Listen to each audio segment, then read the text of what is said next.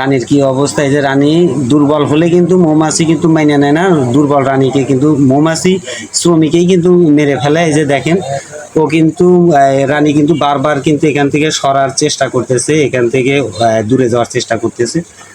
আসলে রানী কিন্তু দুর্বল হয়ে গেছে, দুর্বল হওয়ার কারণে কিন্তু রানী কিন্তু পলানো, দেখেন এই যে একাই কিন্তু চলে যাচ্ছে, একাই কিন্তু ওখান থেকে সরে যাচ্ছে। ওকে বারবার দেওয়ার সত্ত্বেও কিন্তু ও সরে যাচ্ছে, মানে তার মানে শ্রমিকই ওকে আর রাখবে না, ওকে মেরে ফেলবে।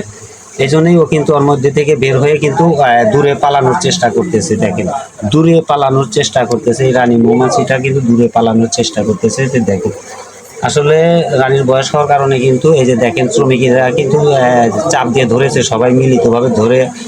এগুলো মৌমাছির চাইতে কিন্তু রানী মৌমাছিটা একটু আকারে বড় হয়, একটু আকারে বড়। নতুন রানী হলুদ বর্ণের হয়, আর রানীর যখন বয়স হয়ে যায় তখন রানী কিন্তু কালো হয়ে যায়, আস্তে আস্তে কালো হয়ে যায়। এই রানীকে কিন্তু বাঁচিয়ে রাখবে না, ওরা মেরে ফেলবে। এই যে দেখেন কিভাবে ওরা কামড়াকামড়ি করতেছে, মারার পরিকল্পনা, এই যে মারতেছে রানীটাকে, সবাই পিষে মারতেছে। তার মানে দুর্বল রানী এরা কখনো রাখবে না।